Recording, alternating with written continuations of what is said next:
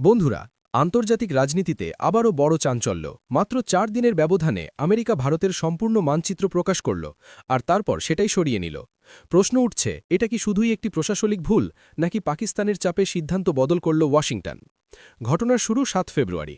বাণিজ্য চুক্তি নিয়ে যৌথ বিবৃতির পর যুক্তরাষ্ট্রের প্রেসিডেন্ট ডোনাল্ড ট্রাম্পের প্রশাসন একটি মানচিত্র প্রকাশ করে।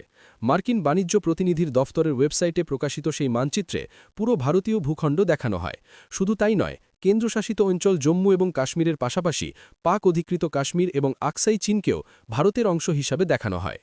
এই ঘটনাকে অনেকেই কূটনৈতিকভাবে ভারতের বড় সাফল্য হিসাবে দেখছিলেন, কারণ এর আগে যতবার আমেরিকা ভারতের মানচিত্র প্রকাশ করেছে ততবারই পাক অধিকৃত কাশ্মীর ও আকসাই চীনকে ভারতের অংশের বাইরে দেখানো হয়েছে।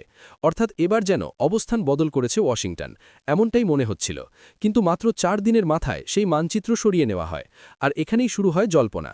পাকিস্তানের বিদেশ মন্ত্রকের তরফে দাবি করা হয়, সোশ্যাল মিডিয়ায় মানচিত্রটি দেখেই তারা মার্কিন আধিকারিকদের সঙ্গে যোগাযোগ করে। তাদের বক্তব্য ছিল, মানচিত্রটি ভুল। তারা নাকি রাষ্ট্রসংঘের ওয়েবসাইট থেকে সঠিক মানচিত্র দেখার পরামর্শও দেয়। এরপরই আমেরিকা মানচিত্র সংশোধন করে। এই ঘটনাকে ঘিরে রাজনৈতিক বিশ্লেষকদের মধ্যে নানা মত। অনেকে বলছেন, শাহবাজ শরীফ নেতৃত্বাধীন পাকিস্তান সরকার সাম্প্রতিক সময়ে আমেরিকার সঙ্গে সম্পর্ক মজবুত করার চেষ্টা করছে। সেই প্রেক্ষাপটে এই সংশোধনকে পাকিস্তানের কূটনৈতিক সাফল্য হিসাবে দেখানো হচ্ছে। আবার অন্য একটি মত হল, আমেরিকা দক্ষিণ এশিয়ার স্পর্শকাতর ইস্যুতে প্রকাশ্যে কোনো পক্ষ নিতে চায় না, তাই বিতর্ক এড়াতেই মানচিত্র সরানো হয়েছে। ভারতের অবস্থান অবশ্য পরিষ্কার। নয়াদিল্লি বারবার জানিয়েছে, পাক অধিকৃত কাশ্মীর ভারতের অবিচ্ছেদ্য অংশ। ভারতের সরকারি মানচিত্রেও তা অন্তর্ভুক্ত। তাই আন্তর্জাতিক স্তরে যখনই পূর্ণ ভারতীয় ভূখণ্ড স্বীকৃতি পায়, তা দিল্লির কূটনৈতিক শক্তি বাড়ায়। কিন্তু এই ঘটনার পর প্রশ্ন উঠছে, আন্তর্জাতিক মঞ্চে ভারতের অবস্থান কতটা স্থায়ীভাবে প্রতিষ্ঠিত? এখানে আরেকটি গুরুত্বপূর্ণ বিষয় হল আন্তর্জাতিক কূটনীতির বাস্তবতা। একদিকে ভারত, অন্যদিকে পাকিস্তান, আর মাঝখানে আমেরিকার কৌশলগত স্বার্থ। দক্ষিণ এশিয়া শুধু ভূরাজনৈতিক নয়, সামরিক এবং অর্থনৈতিক দিক থেকেও গুরুত্বপূর্ণ। তাই ওয়াশিংটন অনেক সময় ভারসাম্য বজায় রাখার কৌশল নেয়।